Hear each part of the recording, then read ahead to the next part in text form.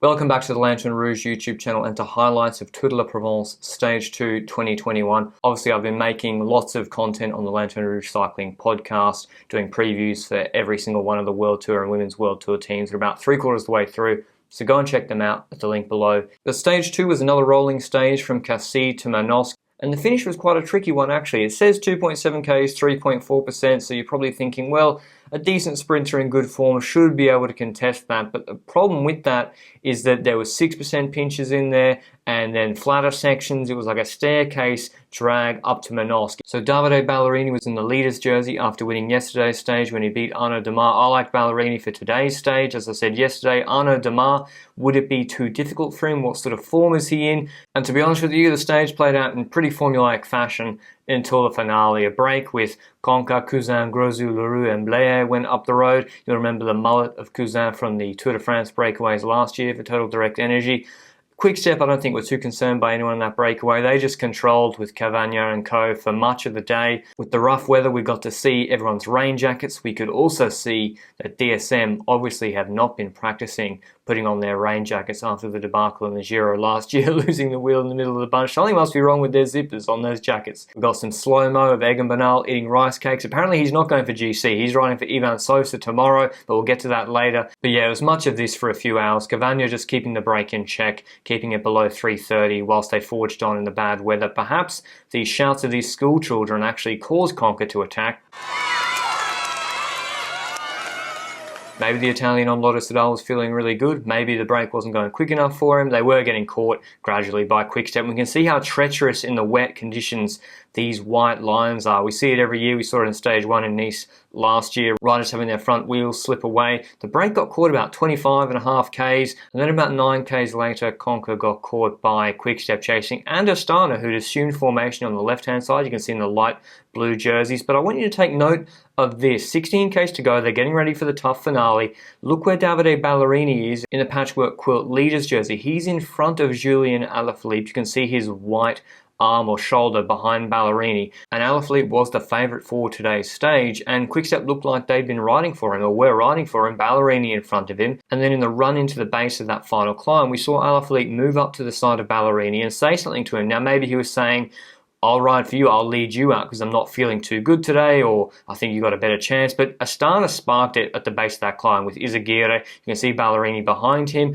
But then notice here, with under 1,500 meters to go, Ballerini and Alaphilippe have swapped places. Alaphilippe is fourth wheel behind Vlasov, but unfortunately Vlasov gets his wheel on the wrong side of Lutsenko. We'll come back to this later, and that causes Alaphilippe to crash. And then Ballerini has to close that gap to Lutsenko. Freile pulls off after his lead out, 300 meters to go. Lutsenko is going to look behind, see that Aramburu, who Astana were actually riding for, is still there, sees that he is still there, and kicks hard again. And you'll see over the lip of this final pinch, it must be at least 6% this final pinch, but Davide Ballerini from at least 200 meters to go kicks really early in Joseph's Technicolor Dreamcoat jersey. He drops everyone except Ciccone, actually. It's not Moschetti, the Trek Segafredo rider, on his wheel right now, who just can't come around him. And just so impressive from Ballerini this sprint. I think more impressive than his performance yesterday. Aramburu third, Ciccone second. But let's have a look at the crash with Alaphilippe and Vlasov again. I'm not sure if these white lines with the pedestrian crossing wobbled Vlasov's front wheel,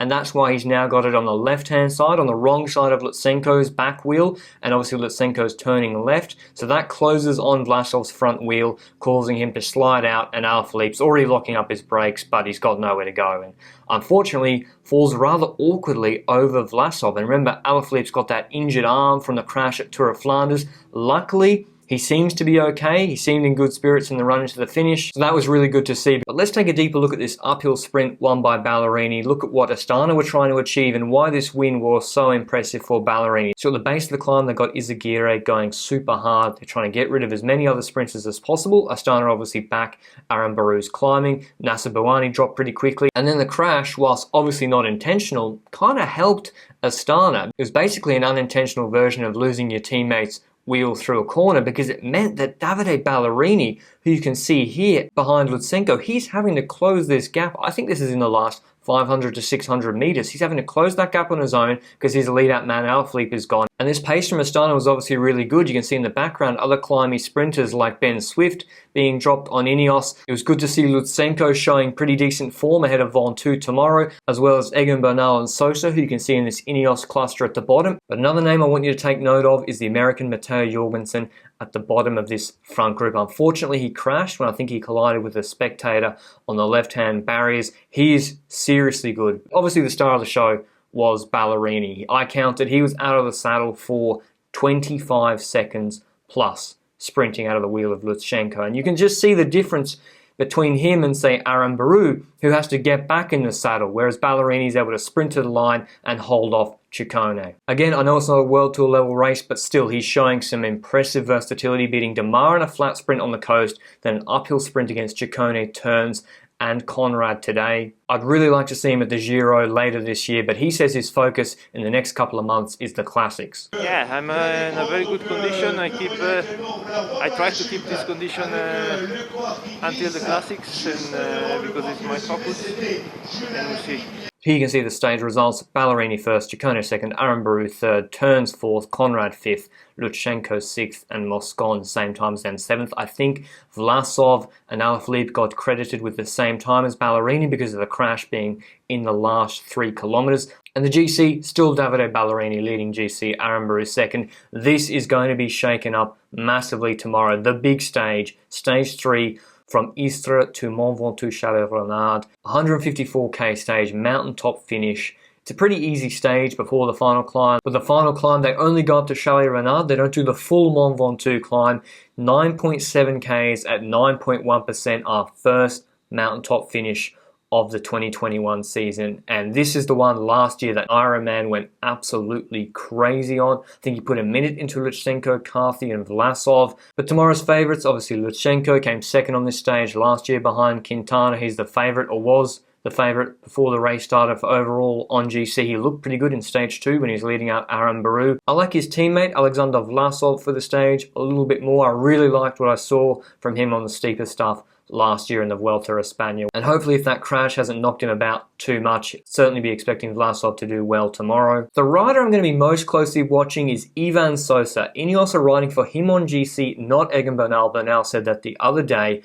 Sosa does well on easy stages which have a mountaintop finish. And you'll know that if you've watched Vuelta a Burgos for the last couple of years. It's almost exactly the same length of stage, 158k's, pretty easy before the final climb, which is a nasty one, Lagunas de Naya. Naya is steeper than Ventoux, don't get me wrong, but the point is, I think he likes stages like this. He had a very bad Vuelta a España last year when Carapaz really needed support in the mountains. So I'll be keen to see what Sosa can do on Mont Ventoux tonight. But I hope you enjoyed the video, and I can't wait to see you with the highlights of the Mont Ventoux finish tomorrow. Ciao.